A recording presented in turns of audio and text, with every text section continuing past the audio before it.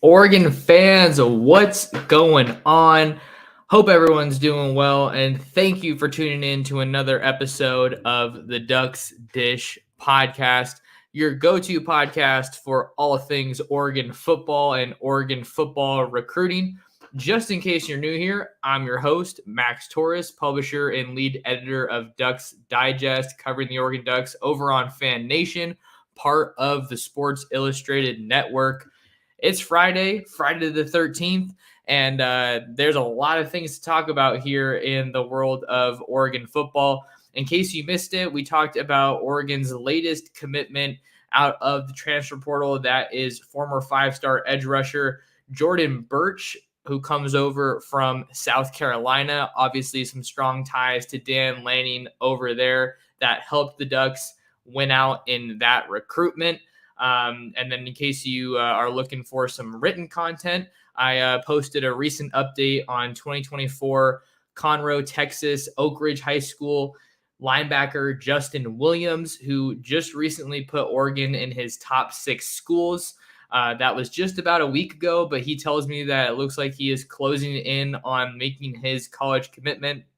He's visited Oregon twice and had a lot of good things to say about the Oregon staff. Lots of competition from schools in the Lone Star State. TCU, who's fresh off a national championship appearance, is one of those schools.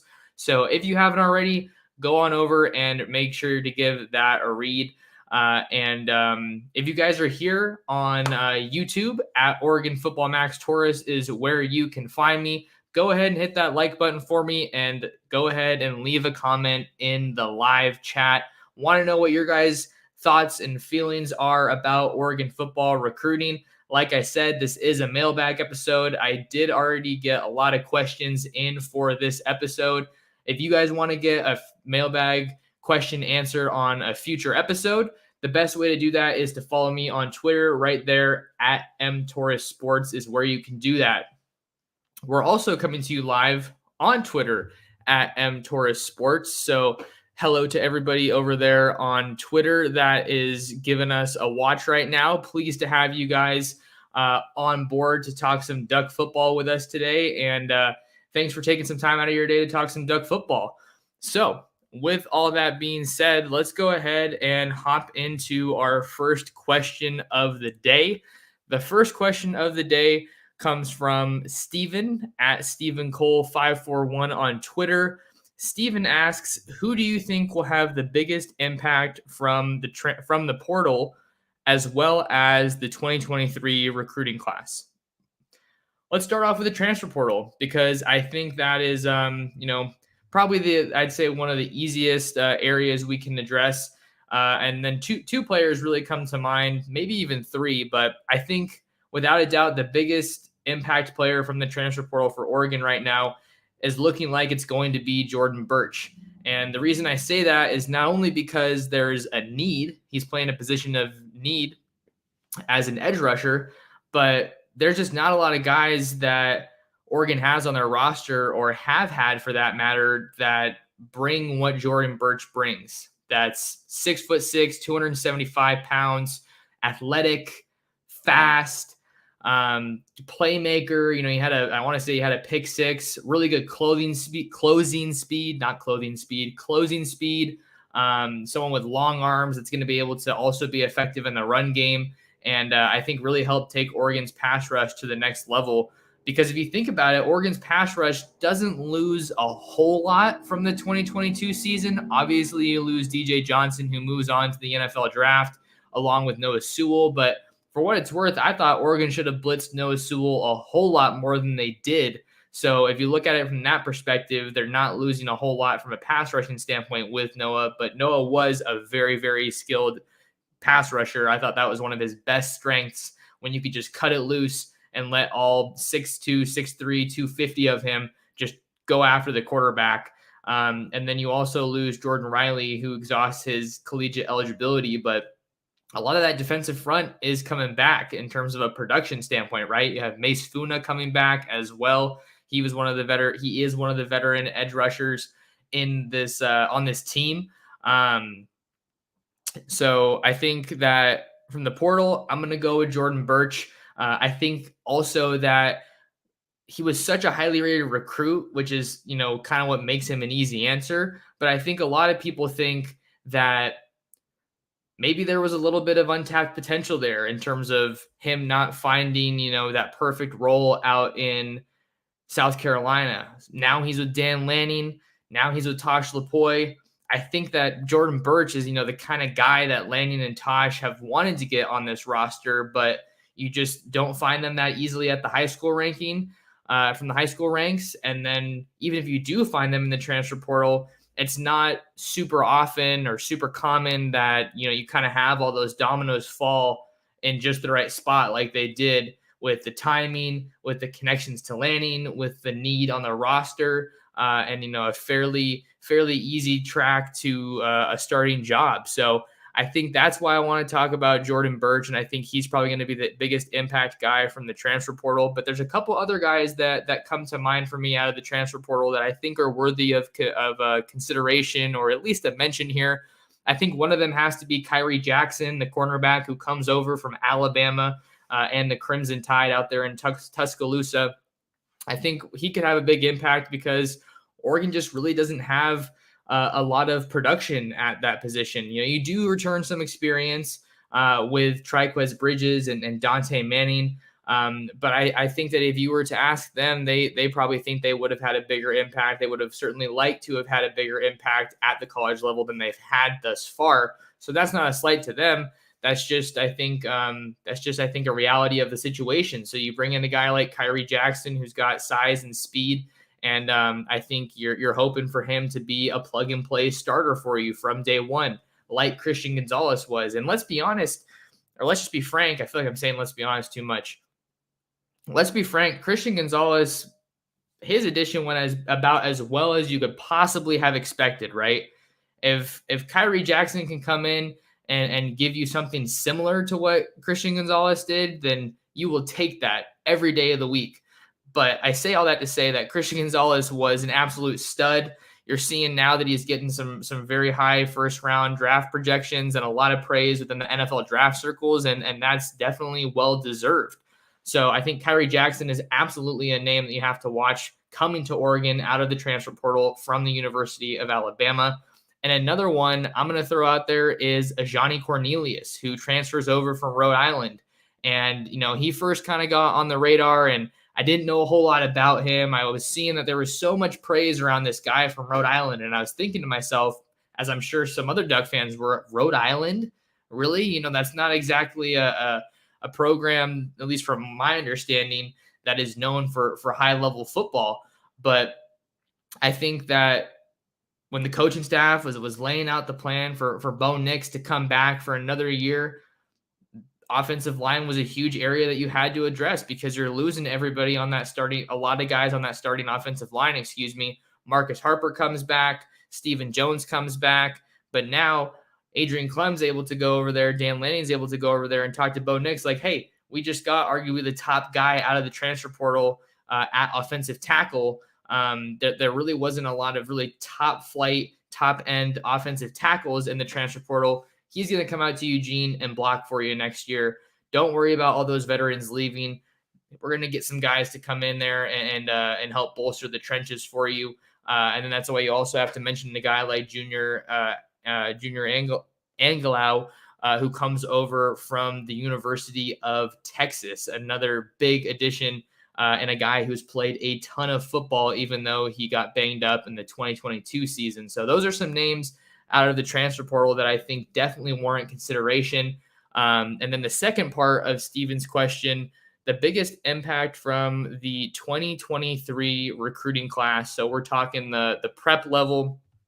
I think that, this is a really good class. There's a lot of ways you can go, a lot of places you can go here. But a couple guys come to mind, and I think one of the guys that comes to mind for me right off the bat is Dalen Austin, the cornerback from my neck of the woods at Long Beach Poly. Let me go ahead and see if I can bring up some highlights here on the fly, because Dalen Austin was an absolute stud for the Jackrabbits all year.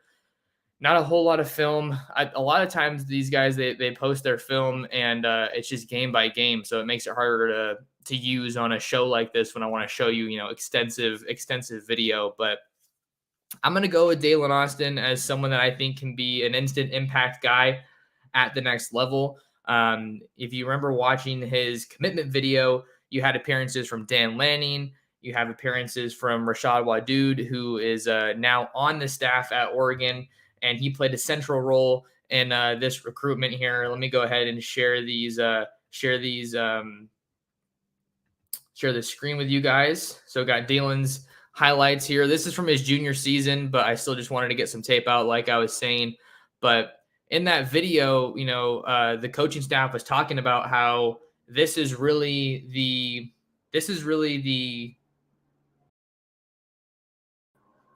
sorry, I just removed my audio there. Hopefully you guys can still hear me. This is the kind of system that, a player like Dalen Austin is primed to thrive in. One that looks for corners that are long, athletic, can run. And I think Dalen Austin is definitely a guy that fits into that mold, right? He's a guy who runs track as well. You can see him here making an impact in the return game as well. So he brings added value there. He's a playmaker, a guy who can, make a play on the ball. And Lanning said, kind of one of those guys that you can rely on to leave him on an island and, just take away one half of the field, right? And that's essentially what they were able to rely on Christian Gonzalez for. So, like I said, Kyrie Jackson is a guy that you can try to get some of that depth from, some of that big production from.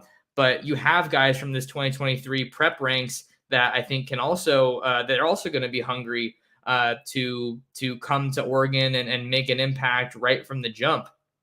And Lanning talked about how from his time back at Georgia, he had Dalen Austin at a camp, and he was saying, I saw that guy and I got to have him. So I think that Dalen Austin, he's a late flip in this class from LSU.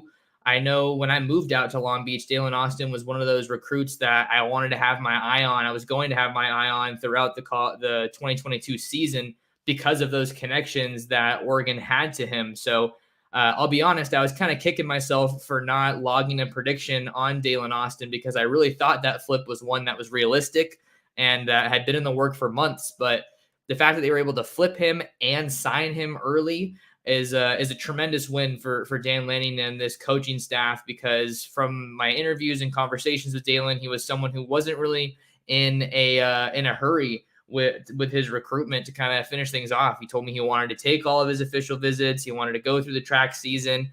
And now kind of from what I'm being told, it's looking like they're trying to get him enrolled early for spring football. So he's not going to be able to slide into this window in the winter.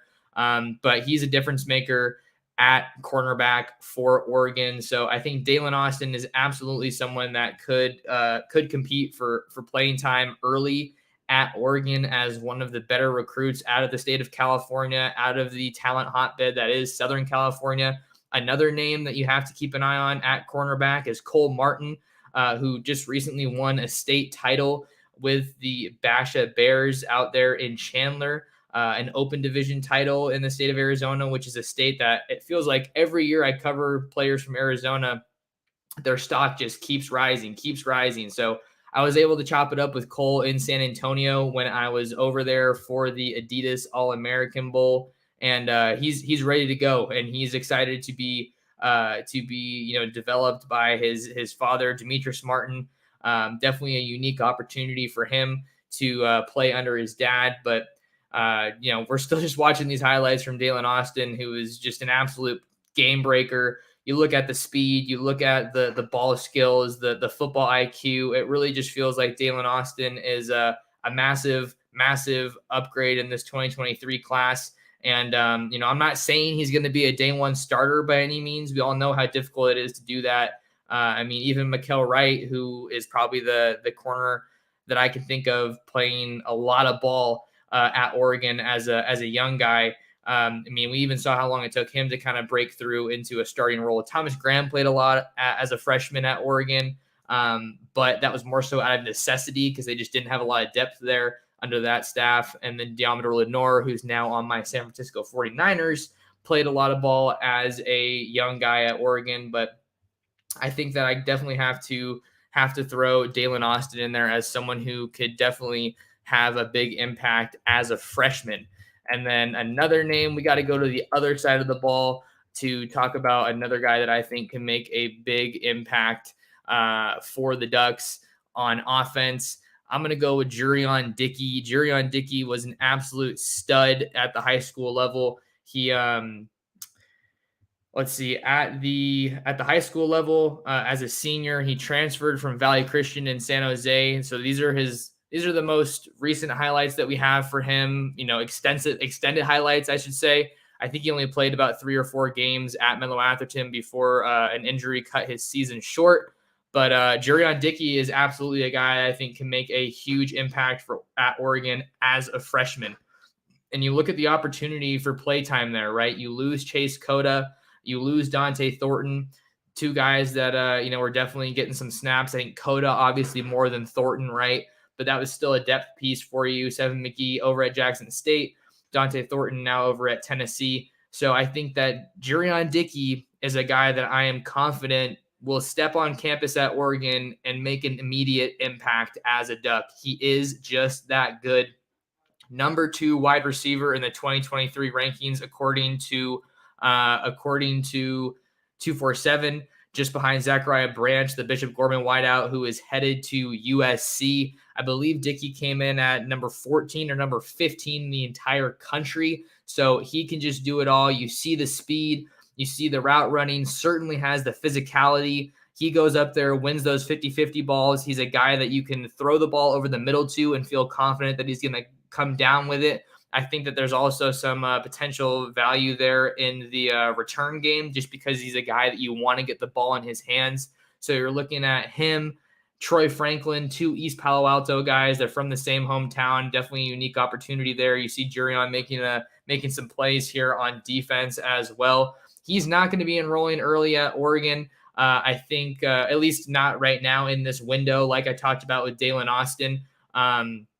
This was an interesting recruitment to follow, because when I talked to Jurion in late October, he said he was still 100% with the Ducks, but there were still some schools that were recruiting him, and he was planning to take all 5 of his official visits. Fast forward to the early signing period, and Oregon is able to get him on campus right before the early signing period and get him to ink that national letter of intent. An absolutely massive win there, with programs like Tennessee, Penn State, Texas A&M, all still recruiting him at the time of him signing his national letter of intent. And then you get his younger brother also in the fold from the junior college ranks out there in the Bay Area at offensive line. So he's a guy that I definitely want to learn some more about. But I think that to answer the last part of this question, this just went on for a while, but I got fired up about it. Jurion Dickey on offense, and then on defense, I think Dalen Austin is someone to watch at corner without a doubt. So let's keep it rolling and get on to our next question from the mailbag. This is the second question coming from Gerard Berry at GT Berry, frequent listener of the show. Appreciate the question. Gerard's question: what percentage of the 2022 roster will be at Oregon in 2023? This is a good question, right? A lot of people are seeing all the transfers that Oregon's taking, and have certainly been following the departures from the team as well. And you're kind of looking at it and just saying to yourself, wow, this is a lot of movement in a single off season. But I think it makes a lot of sense, and we shouldn't be super surprised, right?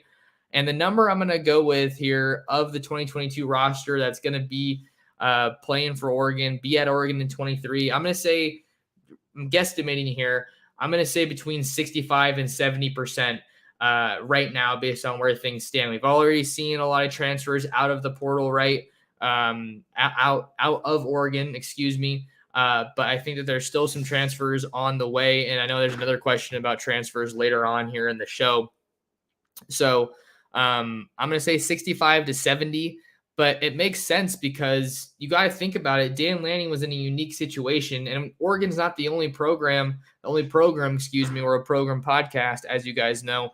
Oregon isn't the only program in the country that is going through, kind of a big overhaul like this. You're even seeing Georgia have a lot of guys entering the portal. which is another question that got asked later here, so I don't want to spoil it too much. But Dan Lanning got hired, and the timing of his hire was right before the early signing period in 2022. So he didn't have as much time as a lot of these other coaches were to kind of leave his mark on the program, to manage his roster, perhaps the way that some of these other coaches were. He didn't have a lot of flexibility because it was like, hey, you're hired and here's signing day, just like that at the drop of a hat. So now that he's had the entirety of the 2023 recruiting cycle to really get his guys, now's the other part of it, right? You're going to see some guys you have tough conversations with, and you just have to tell them, hey, you're not going to be playing here. I think that, or you're welcome to stay, but this is kind of an uphill battle for you. I'm kind of paraphrasing here, but you know what I'm talking about. Those tough conversations with players where it's like, hey, we appreciate everything that you've done, all the effort that you've put in, but we don't know if this is the right place for you. It might be in your best interest to look for another spot. Those are conversations that happen at every program across the country. So I think that that's part of the reason that we're seeing so many players leaving from Oregon just this time around. All right, and then Gerard actually had a second question that I'm going to go ahead and hop in here because I thought it was interesting. He said, "New offensive system, so many new players, and such a young roster. Dare we say, quote, rebuilding year?" And I say absolutely not. I do not think this is a rebuilding year for Oregon, even with all the departures on the offensive line and some of the departures that we've seen in the secondary. Losing Noah Sewell is obviously significant, but you're bringing in some guys from the transfer portal to help fill in the gap there. Justin Jacobs and Connor Soley are two that come to mind, but there's still some guys that they could add, still some time to add between now and the start of spring football. But I don't think it's a rebuilding year. And a big part of that is because Bo Nix is coming back. I've talked a lot on this podcast about how just Oregon hasn't had consistency from a year-to-year, season-to-season basis for so long at the quarterback position.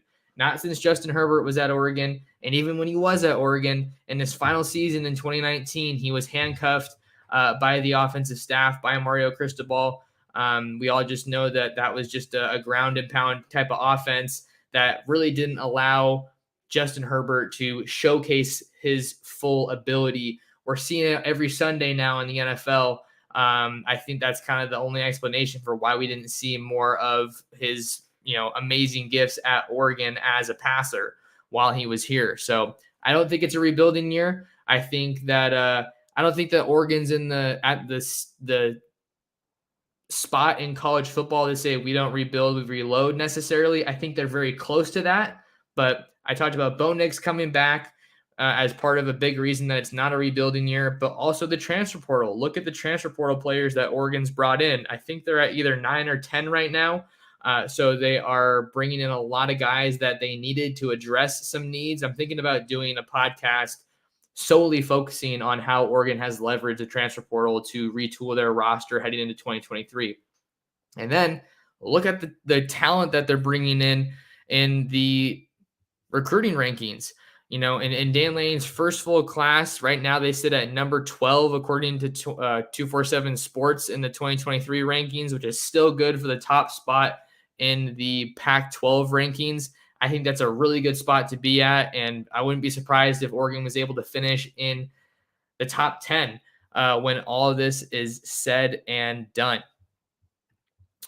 Next question, moving right along, we got Xander Brown at Mr_Brown on Twitter, who asks, what's the position that still needs the most attention for 2023? I think right now, just when I kind of give this, question some thought right off the top, cornerback is the first spot that comes to mind for me. I like how they've made some additions along the offensive line. I like the wide receivers that they've brought in. I like the running backs that they've brought in. That's a position that's just teeming with talent, overflowing with talent, gushing with talent, whatever word you want to use. That room with Carlos Loughlin is absolutely stacked. Dante Dowdell, Jaden Lamar, the two 2023 signees are already in Eugene and enrolled. So if I were to look at any position on the offense, I'd say maybe a little bit more O-line, maybe another tight end now that Cam McCormick has entered the transfer portal and Maliki Matavao has moved on to UCLA. And the Ducks missed on Jamari Johnson late in the 2023 cycle. But you also have Nicholas Harbor, who they're looking at, but I'm not sure if he's necessarily a tight end or more of a wide receiver. We'll talk more about him later on in the show. But if we're looking at defense, I think that you want to try to add another corner if you can, just because the pass defense struggled so heavily last year. There's some good pieces there in that cornerback room under Demetrius Martin. A lot of young guys. Maybe Jaleel Florence can take a step forward. He played a decent amount, the most of any 2022 cornerback, any true freshman cornerback. You have Dante Manning coming back, Triquez Bridges also back, and then Kyrie Jackson, who I mentioned. But I think if you can add another corner, that would definitely behoove you. And you can never have too much depth. But then I'd also say linebacker for sure on defense with Noah Sewell leaving. I think that you want to add some more pieces there on top of Justin Jacobs and Connor Soley. You also have Jerry Mixon in the 2023 class coming out of San Francisco, California, Sacred Heart Cathedral. Super versatile guy. He can do a little bit of everything. Also played running back for the offense, quarterback, put his hand in the dirt sometimes and came off the edge. That is a versatile linebacker. And then you also have Keith Brown, who I think came on really strong at the end of the 2022 season. Keith Brown's definitely taken a step in the right direction, and I like what he presents for the Ducks. Jackson LeDuc heads over to UNR, so that was another depth piece for Oregon that took a hit. So I think if you're going to add any more guys, if there's two more spots on defense that maybe could use a little bit more help, I'm going to go cornerback and linebacker for right now. So great question from Xander about which position still needs the most attention. So there's also some more guys like Roderick Pleasant that they're going after in 23, but he's getting asked about later on. So we don't have to say too much about him right now. All right. We're going to go ahead and take a quick break for those of you listening to us on the audio side of things. Don't go anywhere. We got more Oregon football recruiting mailbag for you after this.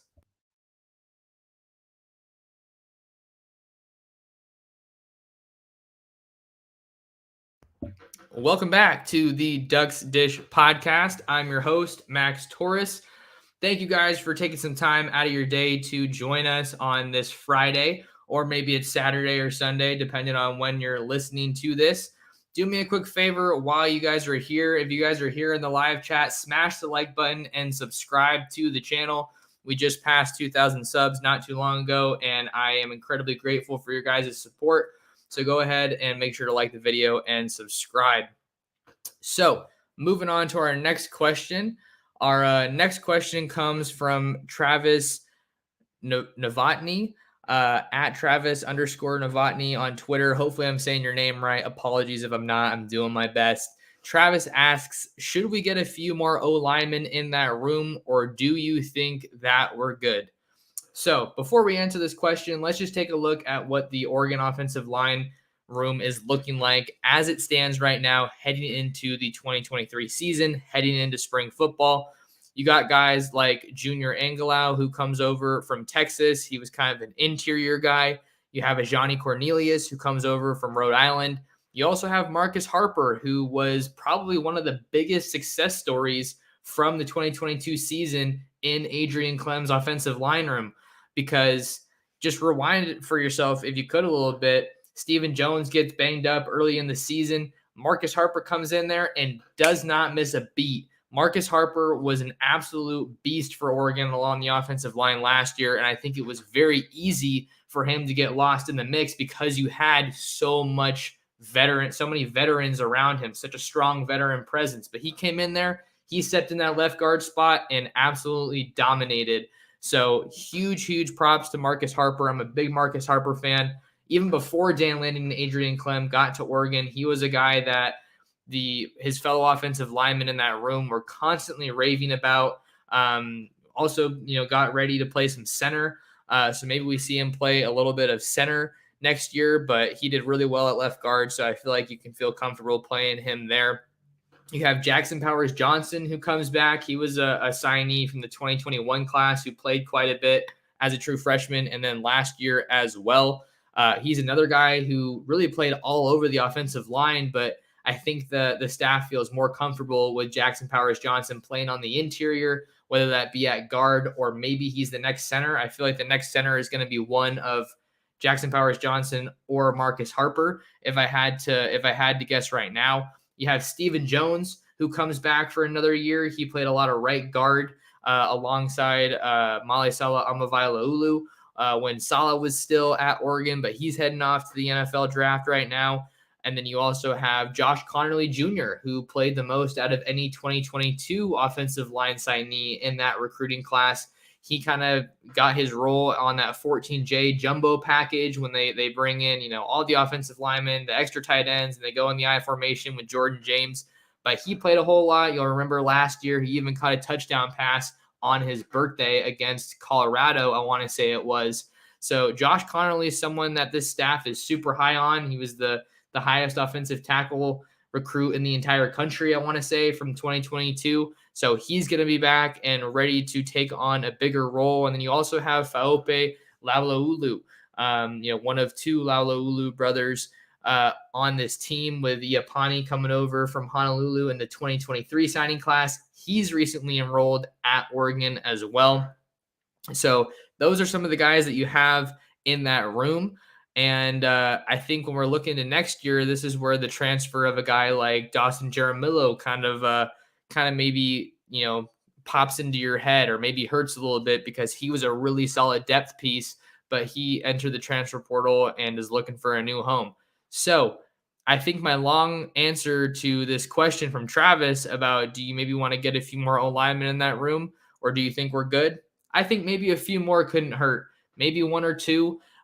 Because if you can't get some more, one or two guys maybe from the transfer portal, I think that you're in the position where you need to get some guys from the 2022 class to take a step forward.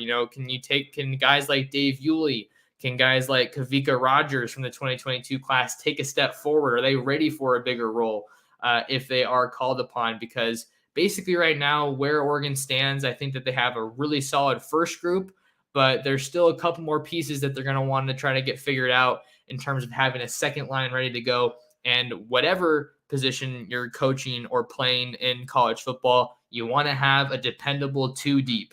That's the recipe for success. So great question from Travis on the offensive line. I think getting a few more would be great for Oregon, but if they can't, I think that they have some really talented recruits, some young guys that could give them some good reps if needed. Next question coming from Z Mac at ZA6_King on Twitter. Z Mac asks, what do you think the chances are, percentage, to land either Harbor, Nicholas Harbor, Pleasant, Roderick Pleasant, or both? So these are two of the biggest recruits still uncommitted on Oregon's big board in the 2023 class. Roderick Pleasant is obviously a really talented recruit from my neck of the woods out here in Southern California, playing at Gardena Junipero Serra. Roderick Pleasant is really a guy who made a name for himself as one of the fastest players in the entire country, was an Under Armour All-American in the 2023 class. He's going to be announcing his commitment on February 1st, and he's down to a top 5 of Oregon, USC, UCLA, Cal, and Boston College. Big news with the big thing to watch rather with Roderick Pleasant. He's taking an official visit out to USC this weekend.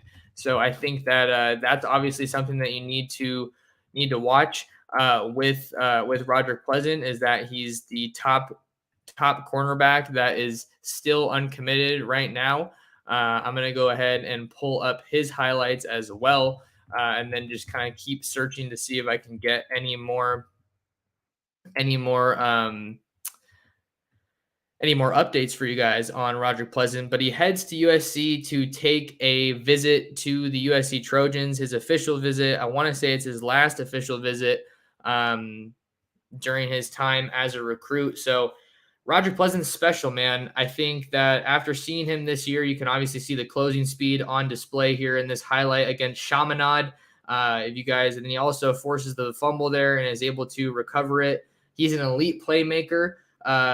For Roger Pleasant and Oregon, this is a guy that is being told that he has the opportunity to do special teams, defense, and offense. So maybe we see Roger Pleasant getting some work as a slot receiver at Oregon. I don't know if he's being offered that opportunity at other schools, but he just got so much straight line speed and so much burst. I remember the first game I saw Roger Pleasant play in against Long Beach Poly to start last season. I was surprised he didn't touch the ball a single time on offense because he's really, really special. Here he is against Nico Iamaleava and Warren in the playoffs last year, and he's able to get a pick here against Nico. Definitely just a really nice play there by Roger Pleasant. But to answer the question, I'm going to go with about 65% is kind of where my gut stands right now with Roger Pleasant, right? Because he's fast, he's a track guy, Oregon has extensive LA ties. I think that if he really, really wants to be a difference maker in track and field, what better place to go than Oregon as he gets his second pick against Nico Iamaleava there in the highlights. We know that track is playing a huge role for Roger Pleasant, and then it's also going to play a big role in the next recruit that we're going to talk about. But just to kind of give some final thoughts here on Pleasant, I think that he is a little bit undersized for a cornerback in terms of if you want to try to find a slight for him. He's listed on recruiting services at 5'11", 180. I probably think he's a little bit closer to 5'9" after seeing him in person. But he's a special talent. I don't want this to come off like I'm criticizing Roger Pleasant by any means. I think he's special. He's someone that you absolutely want to add to your class if you're able to. If he wants to come to Oregon, you're not going to say no, right?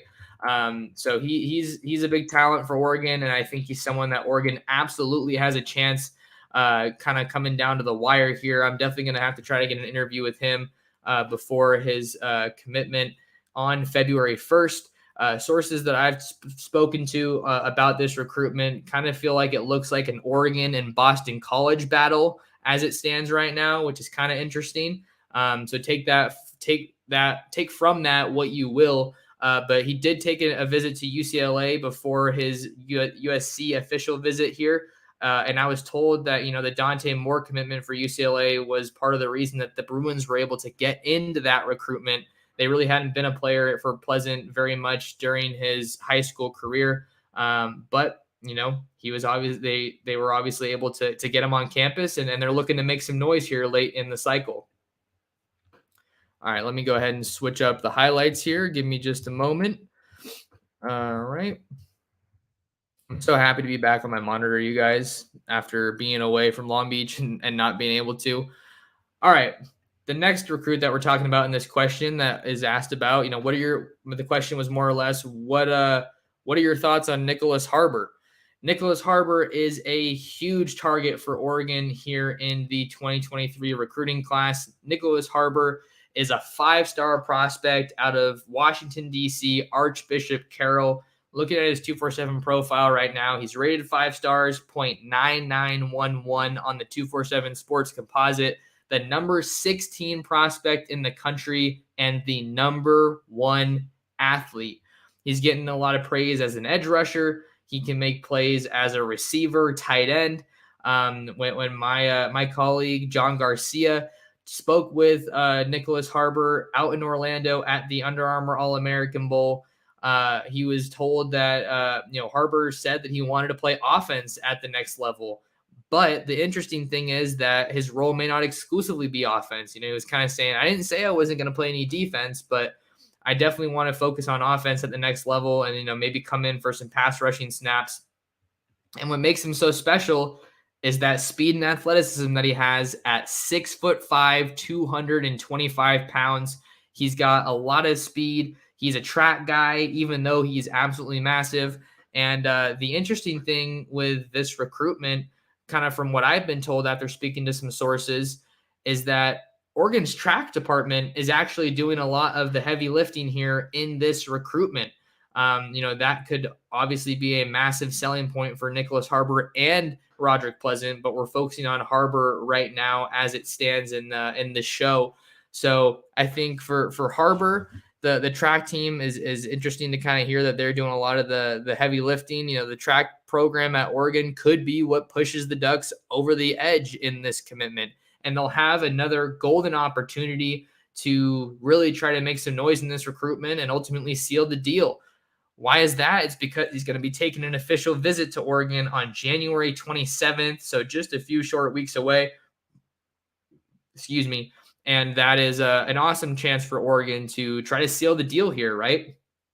He's been to Oregon before. He kind of said in an interview that Oregon kind of gives him the best of both worlds from a football standpoint, from the track and field standpoint. You also have life after football. Oregon, if he comes to Oregon, they have the chance to tell him, hey, you're a track guy. All right, let me get myself back on screen because I'm getting into it. You're a track guy. You like running. You can come to Oregon, be a part of the Nike family, and let us make you into an Olympian. That's something that Oregon can pitch. And a lot of other schools, I think, can say that, they can do that or help him do that. But Oregon's got the track record, pun intended there, I guess. So Nicholas Harbor is a huge, huge name for Oregon to continue monitoring on the recruiting trail in 2023. But the Ducks are not without their fair share of competition in this recruitment. You got schools like Michigan, South Carolina, Maryland, also in the mix here. I believe both of Harbor's parents are Maryland graduates, so that's going to give them some momentum in that recruitment. But you see all the highlights here. Harbor's really the full package. He does things on defense. He does things on offense. I think that he gets to college and he probably doesn't want to put on a whole lot of weight, right? Because that speed is what makes him special, and it's so hard to hang on to that speed while also adding size. But I think he's the type of athlete that he maybe doesn't need to put on weight if you want to still have him be a guy who comes off the edge on only a limited number of pass rush snaps. And if he's going to be focusing on offense and focusing on track, Oregon is a school that has a history of having guys play football and run in track. So I think that that's definitely something that Oregon has in their favor. Definitely a unique dynamic to their recruitment. So I said 65 for Roderick Pleasant. I'm going to go with, I think, about the same, 65, maybe 70% chance for Oregon to land Nicholas Harbor. I think that the Ducks feel really good about their chances here, even though they are, getting involved pretty late here. But look at all the juice they have on the recruiting trail. 2023 guys from the prep level. They were also able to get, Jonathan Gill out of the DC area. So that's something that's going to help them, I think, with Harbor, just to say, we've recruited your area before, kind of a deal. Not a huge factor, but certainly doesn't hurt in a recruitment. And then look at the guys that they're bringing in the portal to just be, super competitive and, just take this thing into another gear in 2023. So I got some more questions to get to, so I'm going to have to cut that question off there, but I'm feeling pretty good about Pleasant and Harbor as things stand right now on January 13th. Next question that we have. I think I talked about Harbor pretty much looking like the last visit, so that's awesome. Next question comes from Aaron Martinez. Aaron asks, do you think Dan and company will go after any of the Georgia transfers in the portal? Also, who are our top quarterback targets in the 2024 class? I'm going to take a quick drink of water, and then I'll get into answering this question. So, Georgia transfers. This is an interesting one for me because I'll be on Twitter. I basically live on Twitter, throughout the day. That's obviously how we see a bunch of news stories that come out, guys that get offered, what have you. It feels like, especially after Dan Lanning got hired from Georgia to Oregon, anytime there would be a Georgia guy that went into the transfer portal, Oregon fans would just be like, oh, is he coming to Oregon? Like, oh, hey, this guy has Lanning ties. Like, is it going to happen?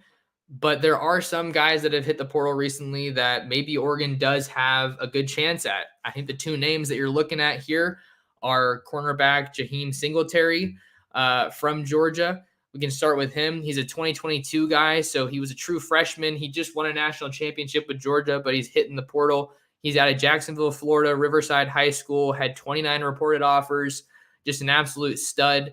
But Dan Lanning wasn't the primary recruiter there. However, Singletary did have some interest in Oregon prior to signing with the Bulldogs coming out of high school, took a visit to Oregon in 2019. So I think that gives you something to work with, even though I don't think that Singletary is the most likely guy of these two Georgia transfers that we're looking at. I told you earlier in the podcast, I think cornerback is a position that could maybe use a little more work. Maybe you look to get some more guys in that cornerback room. And then the other guy that you have to look at is linebacker MJ Sherman. He's the guy who just hit the transfer portal today, signed with Georgia, MJ Sherman was a linebacker recruit, 4-star composite that signed with Georgia in the 2020 class out of Washington, D.C., St. John's College, where the Ducks just got Jonathan Gill, like I mentioned in the last question, but see some familiarity there. And then the good thing for Oregon here, Dan Lanning was the primary recruiter for MJ Sherman when he committed to Georgia, plays outside linebacker. I think that it's another position that the Ducks could certainly use some help at with the edge rusher. You got Jordan Birch, Mace Funa, Trevin Mae, and then you have a bunch of guys from the prep level that came in 23. You're talking Mateo Uyunglele, Blake Purchase as two guys that could really contribute early. And then you maybe have Johnny Bowens, Ashton Porter. So a lot of really encouraging talent from the 2023 class. Maybe not as much depth at edge as you would hope. But I think that if you can get MJ Sherman out on a visit, he's certainly worth a call. So I don't think that either of these guys are super likely right now, just going off of my gut feel right now. But I would say that MJ Sherman is the one that I'm a little bit more confident in if we had to choose one or the other, right? All right, what's our next question here?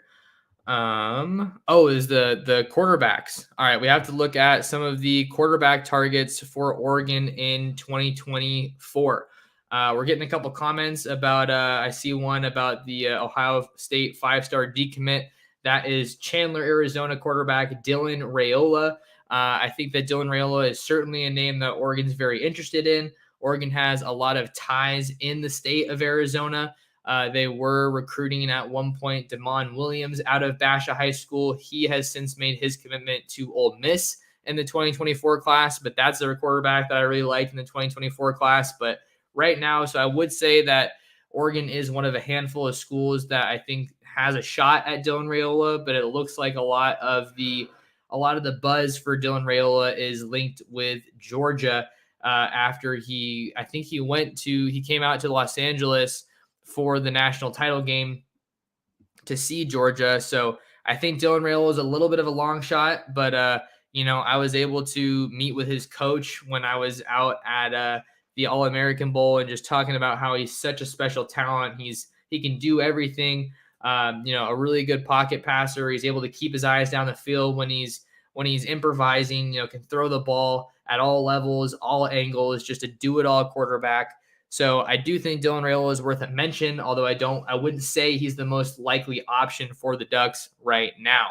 A couple other guys that we do want to mention, Elijah Brown out here in Santa Ana, modern day 2024 quarterback, just an absolute stud.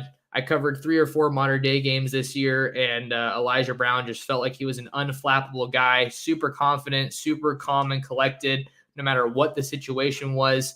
I think he's really underrated from an athletic standpoint, but this is a dude who has football IQ like you would not believe. He didn't lose his first high school game until last year, his junior season, in that CIF Southern Section Championship game against St. John Bosco. That was his first loss as a high school quarterback. And another reason that's so impressive, you're playing with a bunch of really talented guys at modern day, don't get me wrong. When Elijah Brown was starting his high school career, you had all the COVID safety measures in place. This was a guy that had to learn the playbook, over Zoom, essentially, right? He's a Zoom guy. Is kind of the big thing that I was talking to Bruce Rawlinson about before he retired after last season. That just really blew him away. Is that Elijah Brown was able to take so much of that knowledge and just soak it up and just kind of make it a seamless transition, more or less. All right, I need to try to find some highlights here because keep forgetting that I have my monitor here. So give me a second here. See if I can find some updated stuff here. So he doesn't have a lot on Huddle. Let me see what I got here. That's only 20 seconds. Okay, sorry, I don't really have any highlights for Elijah Brown, but if you follow high school football, you know who Elijah Brown is.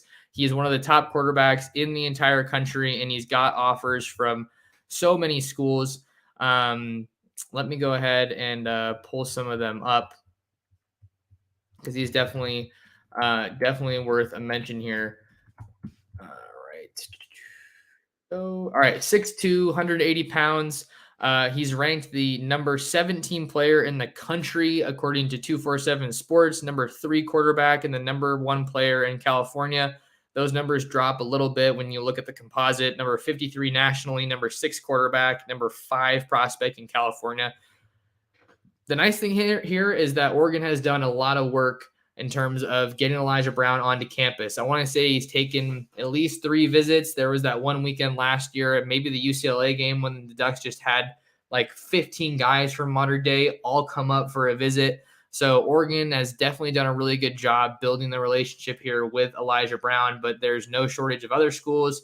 I think USC is a prime threat to get Elijah Brown, but I think they're another school that is in on Dylan Raiola. I know that USC really liked TJ Lagaway from Texas. DJ Lagaway, excuse me, from Willis, Texas. He's committed to Florida. So you got to kind of see at quarterback more than any other position, there's a lot of dominoes at play here, right? So I think Elijah Brown is another player you have to look at. I think another name that is going to be on campus very soon, actually, for a visit, I want to say next weekend, is Michael Van Buren out of Baltimore, Maryland, St. Francis Academy. He's an absolute star.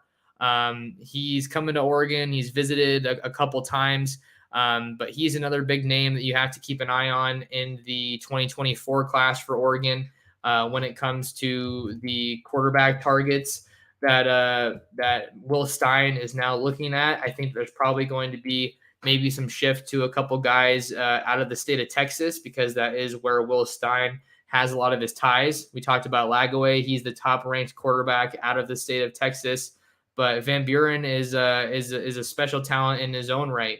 5'11", 185 pounds, ranked just outside the top 100 in the 2023 class. But this is a guy who has a lot of those high profile offers that you find with top quarterbacks.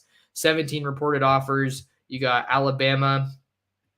You got Maryland that's going to be in there with Mike Locksley, Michigan, Oklahoma, Penn State. So no shortage of big time quarterback, offers for Michael Van Buren. But he's really mobile. I like his talent in the run game, as you see him putting a defender on skates there. Definitely comfortable running the ball and improvising. And, here he is showing off the deep ball as well. So you want a quarterback that can do a little bit of everything. As we saw last year for Oregon, Bo Nix's mobility and his ability to hit the deep ball is something that's going to be valuable, even with Will Stein coming in to run his version of the offense. And then the last name I also want to throw out there for a quarterback target in 2024 is Austin Mack out of Folsom, California. He's a really tall quarterback in the 2024 class, 6'6", 210. I've seen him play a little bit in person. I saw him at the UC Report camp in Oakland, but he won the MVP award there. And I know he's been to Oregon numerous times, and Folsom's a school that Oregon has some familiarity recruiting. So just to sum that question up, we're coming up on an hour here, but just to sum that question up, you got Elijah Brown, Michael Van Buren, Dylan Raiola, although that's a bit of a long shot right now, I think, and Austin Mack from Folsom. So I got 2 more questions, and I think I'm gonna probably wrap up the show. We're already coming up on an hour. So let's go ahead and check out these questions. This question comes from Greg Pawson, at Greg Pawson on Twitter. His question is, who are the most likely players to leave the program in order to get down to 85? If you don't want to name names, can you at least guess positions or how many of them will be from players we just signed versus the current roster? Thanks. All right, yeah. So this is a question that you're seeing all over Twitter. I feel like anytime I talk about a transfer portal guy coming in or Oregon offering someone late in the 2023 class, people are asking, hey, we're over the 85 right now. We're over the 85 right now. What are we going to do? I think that you're still in general going to see some more movement for Oregon in the transfer portal. I was expecting to see more after the bowl game, but we really haven't seen a whole lot just yet. Cam McCormick is obviously the most notable one recently, along with Maliki Matavao. That's why I think that maybe they look to get another tight end just to add to depth in that room. I think you want to be right around 4 or 5. So I think I don't want to name any names because I don't want to speculate on guys transferring, but I think one group that I feel confident saying that I think there's going to be some movement in is the wide receiver room.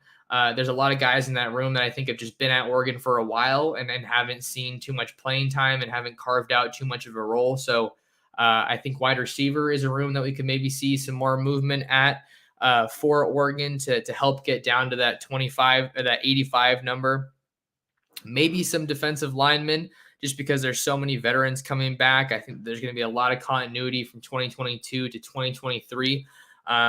So there's some young names there that haven't played a whole lot at Oregon. And then you also, I'm maybe going to throw out safety because they need a little bit more clarity there. Not necessarily guys that are going to transfer, but maybe we see Jamal Hill try to go to the NFL draft, or maybe we see Steve Stevens try to go to the NFL draft. They've played a lot of football at Oregon and they both have more eligibility. Brian Addison, another guy. That's 3 guys that are, pretty much starters, if not at least in that starting rotation for Oregon, that still need to make their intentions known for next year. So I think that those are guys that you have to watch in terms of getting down to that 85 number. All right, and the last question for today's podcast comes from Nicholas Eric Winchester at New Duck 1988 on Twitter. Nicholas asks, who we think is replacing Pallage? Matt Pallage, of course, the former co-defensive coordinator and safeties coach at Oregon, who came over from Baylor after the 2021 season, and he has since returned to Baylor to become Dave Aranda's defensive coordinator, returning to his home state of Texas. So I think right now I don't have a lot of names that I can comment on or bring to the discussion right now, but I would say that I think Oregon's new safeties coach is probably going to be someone with either ties to California or Texas, because so much of the staff right now comes from those 2 states. Those are 2 major pipeline states.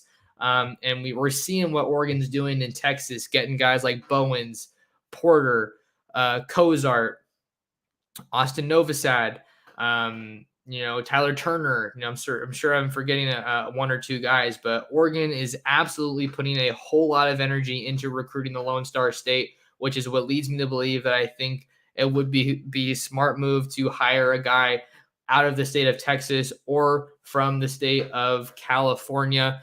I think that those are the 2 tidbits that I have right now, right? You want a guy who can recruit and a guy who can scheme it up, right? And someone who's going to be, well-liked by the peers, and they're going to have a good group to work with, whoever takes the job at safety for Oregon.